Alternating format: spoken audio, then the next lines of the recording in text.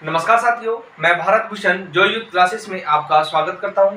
साथियों, आज हम भारत के प्रथम स्वतंत्रता संग्राम की बात करेंगे। आज पढ़ेंगे कि 1857 की क्रांति क्यों हुई, उसका प्रारंभ क्या था, उसका कारण क्या था और उसका परिणाम क्या हुआ। तो साथियों, आइए देखते हैं 1857 की क्रांति।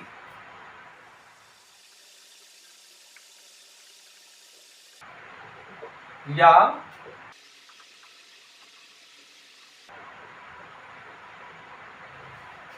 भारत का प्रथम स्वतंत्रता संग्राम या 1857 की क्रांति, इसे दोनों ही नामों से जाना जाता है, क्योंकि जब 1857 की क्रांति हुई तो उस समय भारत में ब्रिटिश साम्राज्य अपने चरम पर था, अपनी ऊंचाई पर था। पूरे भारत के अंदर ब्रिटिश साम्राज्य ने अपनी जड़ें मजबूत कर ली थी कि 1600 ईस्वी में इसकी स्थापना हुई। ईस्ट इंडिया कंपनी के रूप में स्थापना कब हुई? 1600 ईस्वी में इसकी स्थापना हुई ईस्ट इंडिया कंपनी के नाम से,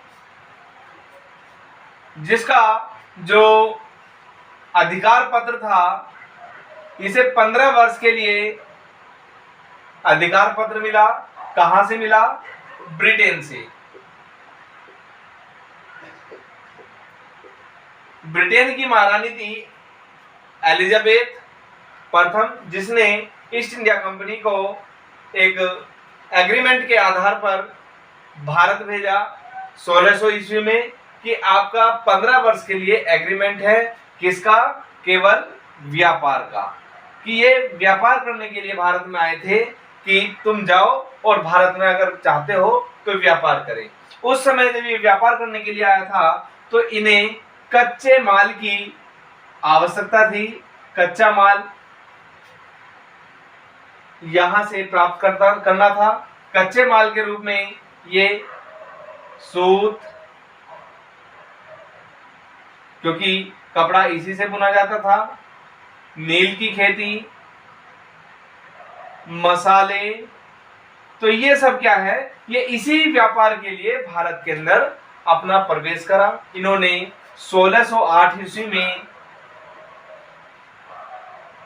सूरत में अपनी एक फैक्ट्री लगाई। सूरत में पहली फैक्ट्री लगाई। ये जहां ये व्यापारिक केंद्र करते थे उसी को नाम ये फैक्ट्री का देते थे कि हाँ, हम व्यापारिक केंद्र बना रहे हैं, तो उसका नाम ये फैक्ट्री दे देते थे कि ये हम फैक्ट्री लगा रहे हैं। तो ये ब्रिटिश ईस्ट इंडिया कंपनी अपने 15 वर्ष के व्यापार के लिए भारत के अंदर आई और धीरे धीरे करके इसने पूरे भारत को अपने कब्जे में ले लिया। जब कब्जे में ले लिया तो 1757 प्लासी का युद्ध हुआ। लॉर्ड क्लाइव और सिराजुद्दौला के बीच में, इन दोनों के बीच में युद्ध हुआ, जिसमें लॉर्ड क्लाइव की विजय हुई। तो ये विजय ईस्ट इंडिया कंपनी की थी।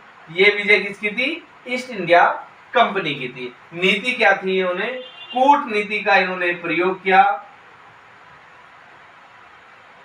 फूट डालो वाली जो नीति थी इनकी, फूट डालो राज करो वाली नीति थी, ये यहीं से इनकी शुरुआत हो गई और ये इन्होंने फूट डाल दी सिराजुद्दौला की सेना में। 1757 के बाद युद्ध होता है 1764 ईस्वी का, जिसमें फिर लॉर्ड क्लाइव विजयश्री को प्राप्त करता है। इन दोनों युद्ध के बाद ब्रिटिश साम्राज्य का भारत के अंदर शासन करने का जो इनकी प्रक्रिया थी वो शुरू हो जाती है। धीरे धीरे करके भारत के अधिकतर साम्राज्य पर इन्होंने कब्जा जमा लिया और वही कब्जा आगे चल करके 1857 का विद्रोह बनकर उभरा और 1857 की क्रांति भारत में इतिहास के पन्नों पर उकेर दी गई, लिख दी गई। भारत में ईस्ट इंडिया कंपनी के दो प्रमुख कार्य थे। केवल दो कार्यों पे इन्होंने काम किया। नंबर 1, साम्राज्य विस्तार, और नंबर 2 व्यापार। ये अपने साम्राज्य का विस्तार करते गए और उस विस्तारित के आधार पर अपना व्यापार भी करते गए। लेकिन साथियों, एक समय ऐसा आता है कि जब इन्होंने व्यापार अपना शुरू किया और विस्तार करते गए तो इनकी दमनकारी नीति, जो इनके अधिकारी थे या अंग्रेज अधिकारी थे, इनकी दमनकारी नीति और अत्याचारी नीति सामने आती चली गई। ये भारतीय लोगों का दमन करते रहे, वह लोग चाहे किसान हो,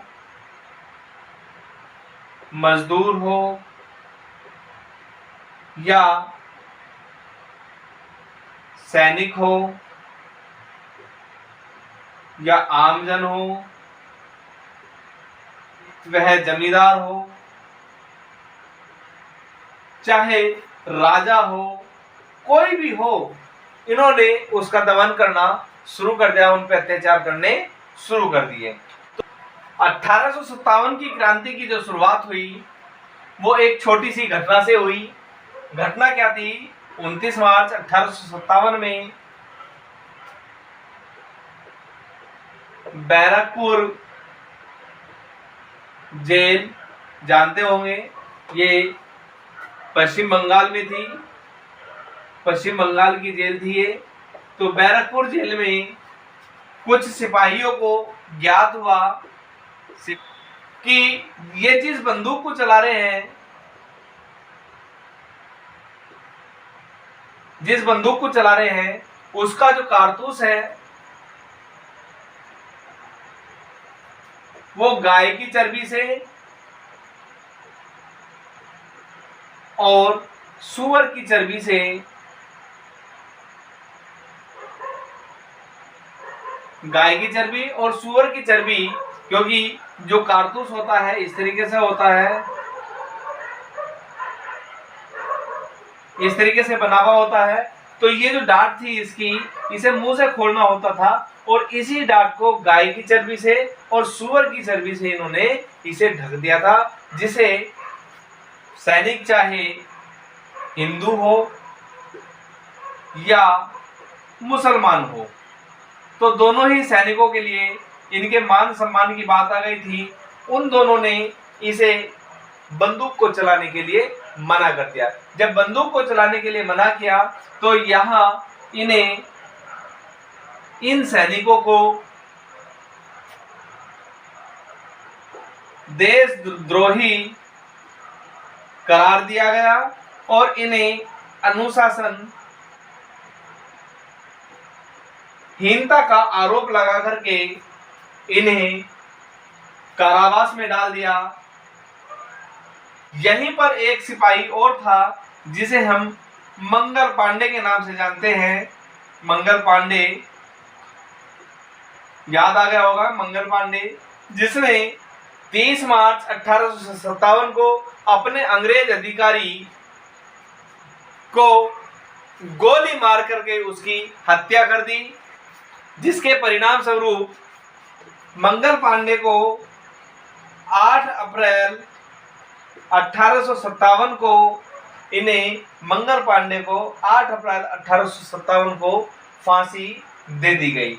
साथियों, यह फांसी 18 अप्रैल को दी जानी थी, लेकिन अंग्रेजों ने सोचा कि 18 तारीख आने में भी काफ़ी समय है और उपद्रव हो सकता है, सैनिक भड़क सकते हैं, इसलिए यह 18 अप्रैल की बजाय 8 अप्रैल को यह मंगल पांडे को फांसी दे दी गई।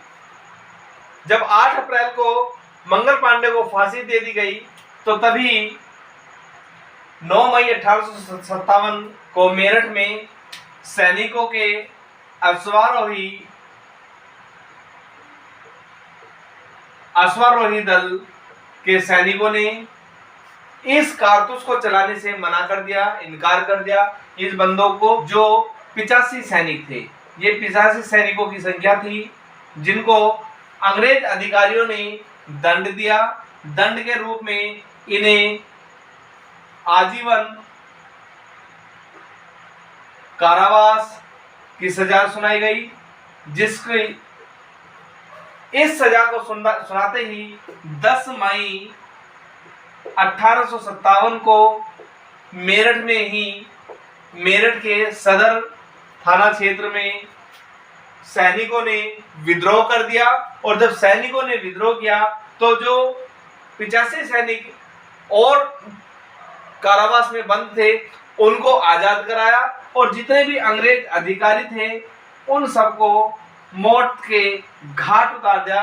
इस भारतीय जो सैनिक थे, भारतीय जो सेना में भर्ती व्यक्ति थे, उन्होंने अंग्रेज अधिकारियों को मौत के घाट उतार दिया। 10 मई को जब ये 1857 की क्रांति का बिगुल बजा तो यह क्रांति सबसे पहले दिल्ली में 12 मई 1857 को बहादुर शाह जफर को अंग्रेजों की कैद से मुक्त कराया और उसे दिल्ली के सिंहासन पर बैठा दिया।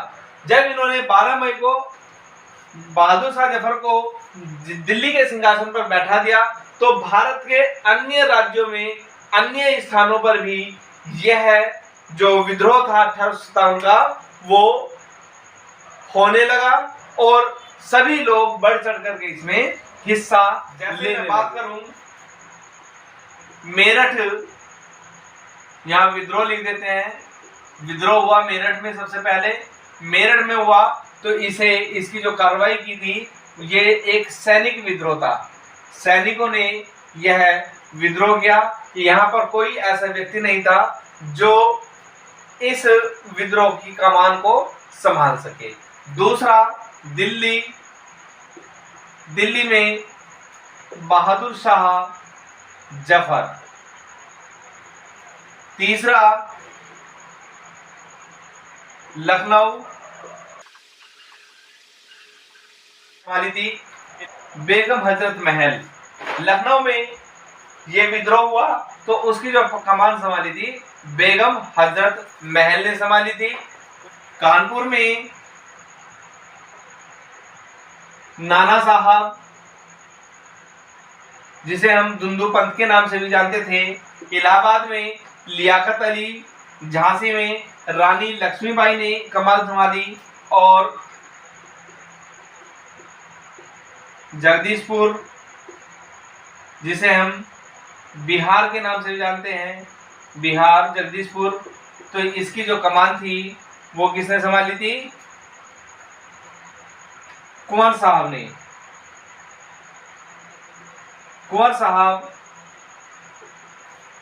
या कुंवर सिंह ने इसकी कमान संभाली थी।